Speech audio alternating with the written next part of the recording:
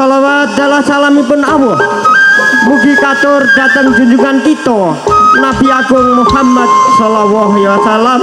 ingkang kita tenggo-tenggo sahabatipun benjang yaumul kiamah. Amin ya rabbal alamin. Para rawuh ingkang tansah kula hormati,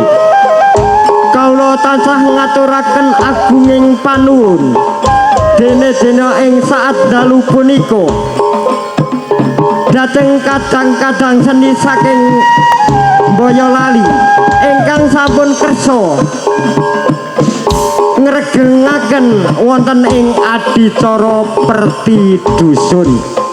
Hanamung dadosna kuciwaning penggalih bilih kadang-kadang panitia anggen taos papan saha pilenggahan kirang nuju prana saestu saking kadang-kadang panitia nyuwun agunge samudra pangarsani lan ugi dhateng penonton sedaya kawula atas nami panitia nyuwun pangapunten bilih kadang-kadang panitia boten waget nyediaken tempat parkir pramila saking punika barang bawaan menapa kemawon kula suwun jagi kiyambak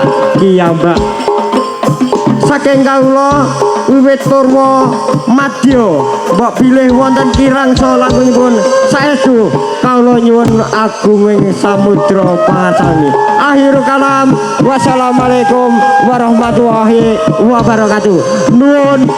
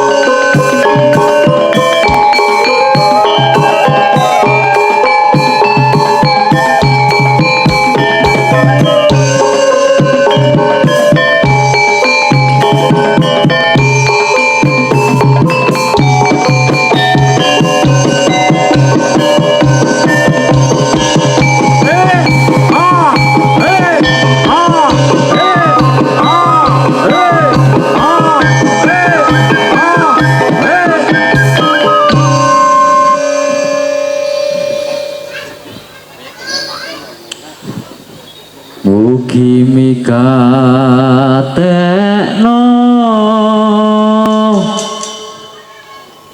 seni niki nyoto saking desa estu kula paring ukara ngaturake saking katang muda ingsun wiwiti sendi kula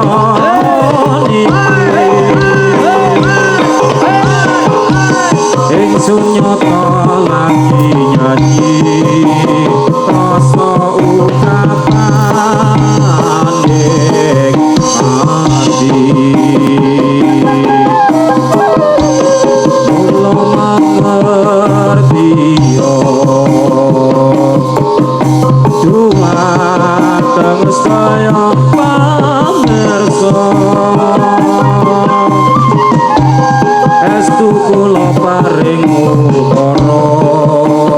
nyata wakil saking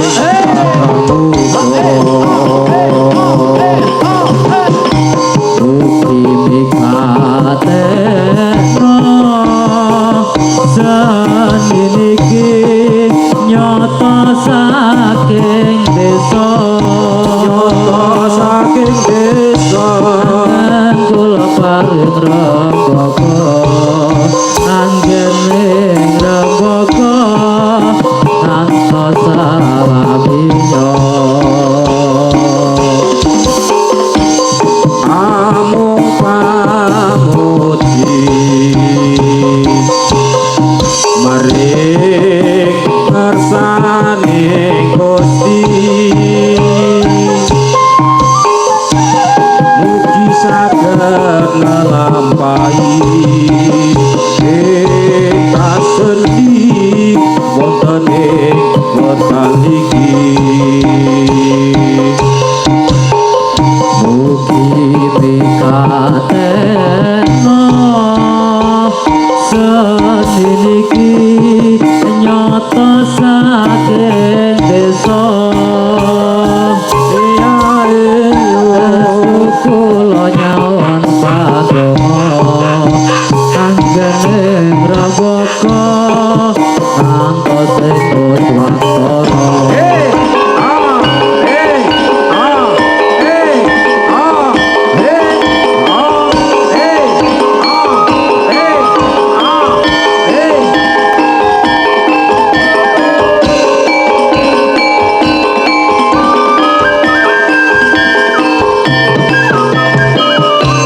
waktara sugeng dumateng kang samya dateng amirsani patan kula wujud demang melang-melang ampun ngantos samya jingkleng makin mundang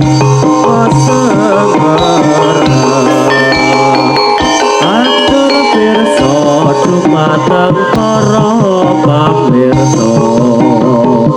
aking alit kakung putri sepuh putra sedaya yen wonten lepat kawula nyuwun bumi pangasaka lare asli putri dereng saged totolan utana negara sanyata sagedipun lunga sapa upados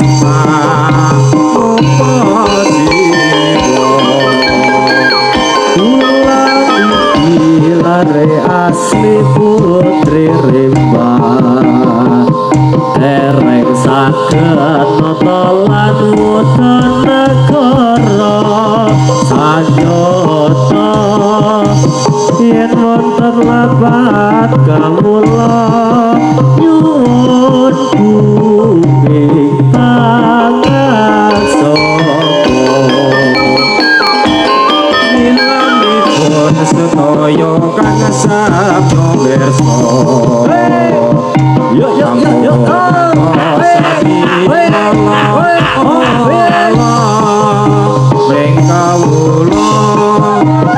najan kula rupa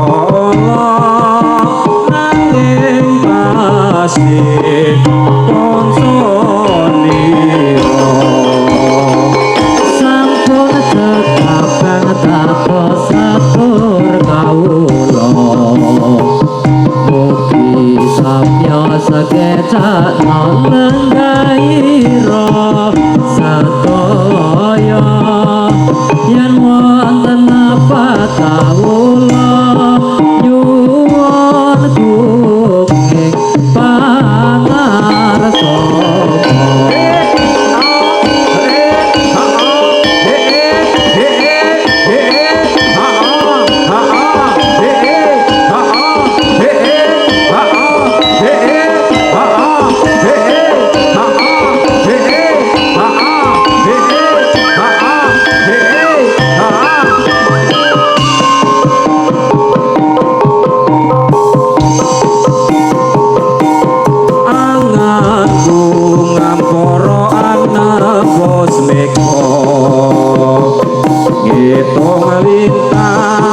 sesulo padang rembulan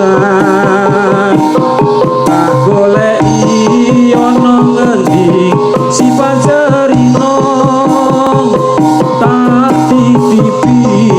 hitung tegering jantung lelungitan lunglungan kang rerambatan amu sorong anggraget jiwanggo tak kirimi layang kiter tak samper ke angin sumilir ora kroso liramu tansah tak pikir arina wengi wayangmu beda atiku singa tirta saumpama kapan mbaya aku bisa ngegem lintang ngerengko entahing rembulan aku sama kuatir lan muntah cabang sekar mekaring ora kang jengkar ngelakang tanpa upama tunggu tumetes sing tirta kanggo nelesi luka-luka ketiga rino wengi wewayangmu beda atiku singa tirta saumpama kapan kaya aku bisa gegem lintang ranggo entahing rembulan aku samar kuatir lan mutah cabang sekar mekara ing ora kang jengkar ngalakang tanpa upama tunggu tumetes sing tirta kanggo nelesi luka-luka ketiga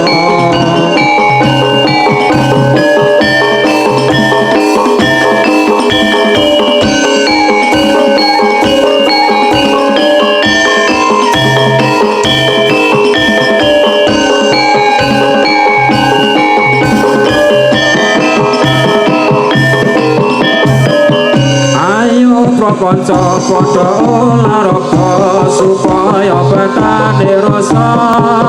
sinambi maca erang-erang kawula ingkang miturut agama ayo prasedulur Islam sedaya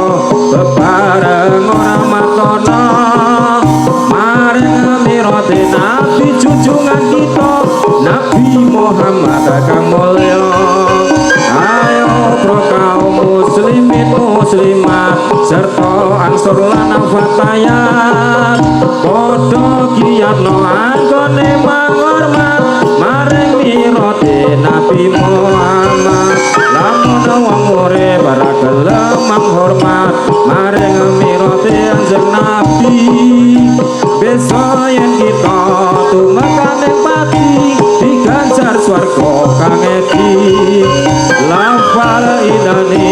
Allahil Islam iku dawuhe pangeran agama mungguhe Gusti Allah Islam iku dilakoni tenan.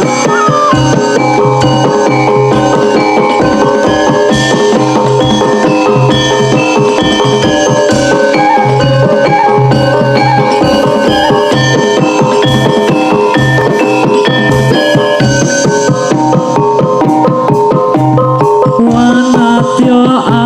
ayu utama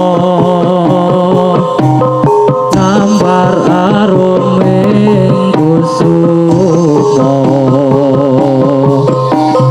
mulat leng-leng pronto agawe samsembing nolong semulir pahit matu lindri-lindri nyawang netramu dasar lencir kuning aku karasa tresnaku mengambar tanahku jiwa katon memanise sekar mekar lan welati rinonce katon kinalong dakantianing jagat katresnan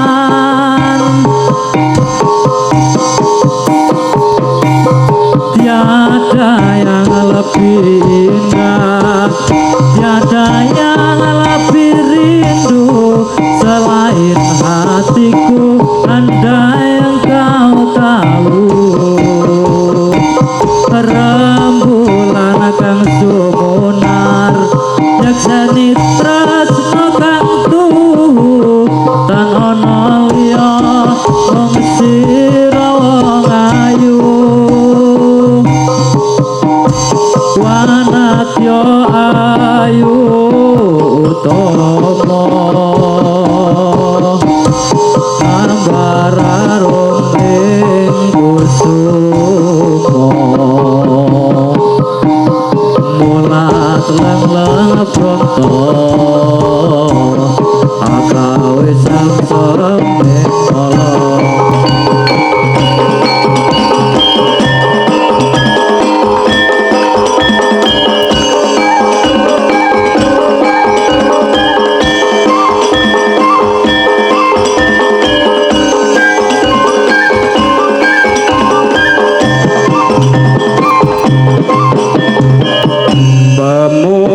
Pemudi sing rupane aja awe tunggal bangsa perayaan ini yang besar sekali untuk meringati hari malam ini. Ayo para kanca padha suka-suka supaya gembira kang dadi pemuda ini yang besar sekali untuk meringati di bulan Rajab ini. ayo para kanca padha suka-suka supaya gembira kang dadi pemuda katos sampun cekap lagu-lagu kula menawi lepat nyuwun kukeng pangarsama.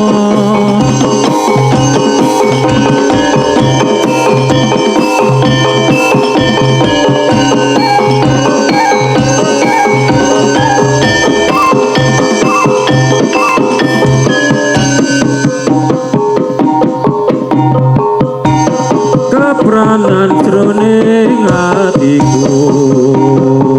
nalikane bisa ketemu dasar wanita sulistya wicaksana lan ledha ing karya kepranan solah bawane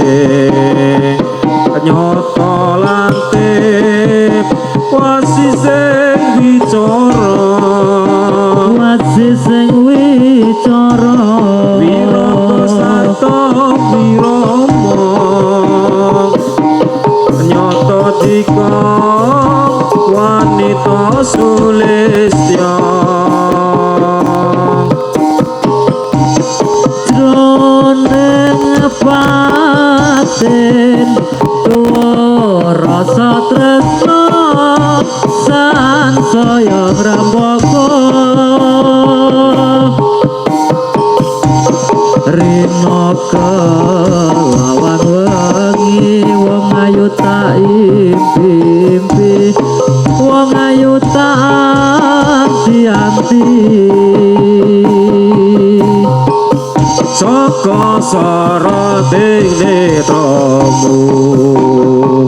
yen ora sela sajroning batinku ra luput pangrangitanku ana tresna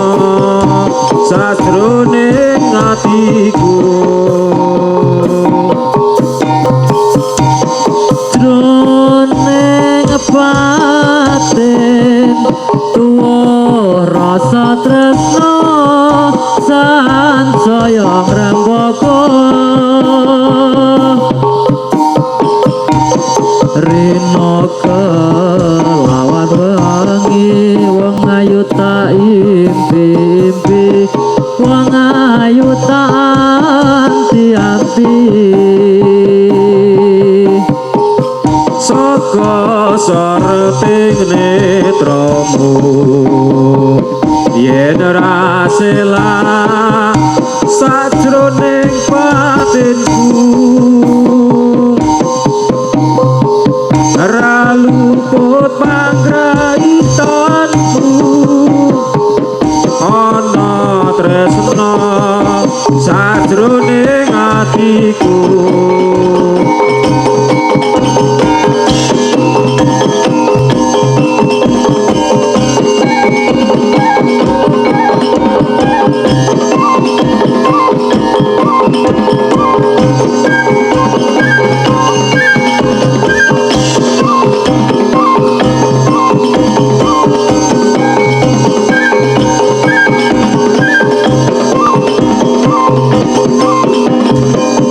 pada bulan Rajab bulan yang besar sekali pada bulan Rajab bulan yang besar sekali itu kewajiban umat Islam peringati karena waktu itu jatuh Mi'raj Kanjeng Nabi karena waktu itu jatuh Mi'raj Kanjeng Nabi Muhammadun Nabi wa alihi wa sahbihi ada mari kita bersama diperingati pada mari kita bersama diperingati oleh kaum Islam pemuda dengan pemudi jika tidak hormat akan dapat godok besi jika tidak hormat akan dapat godok besi tetapi yang hormat diberi amal yang suci.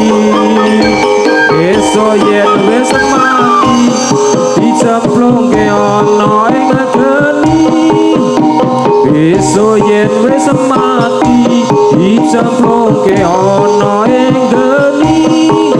kang aran neraka salawase ora mati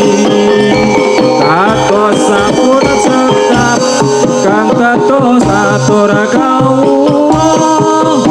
kados sampun cekap kang kados atur kawula menawi lepat nyuwun kuming pangarsama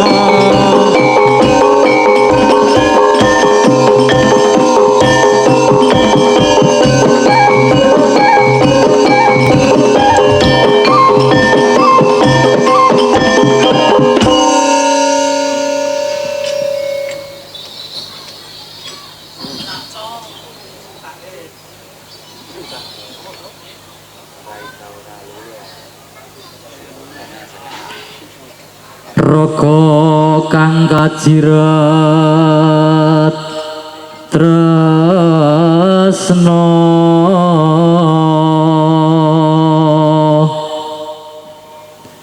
tinali tali ing jiwa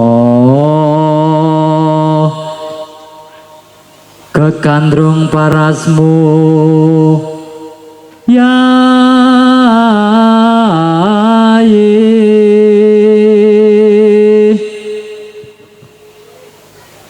ora gampang nampa lelakon iki aku wis nyoba ikhlas nanging apa tak lakoni nampa kasunyatane tresno kowe sumanding wong liya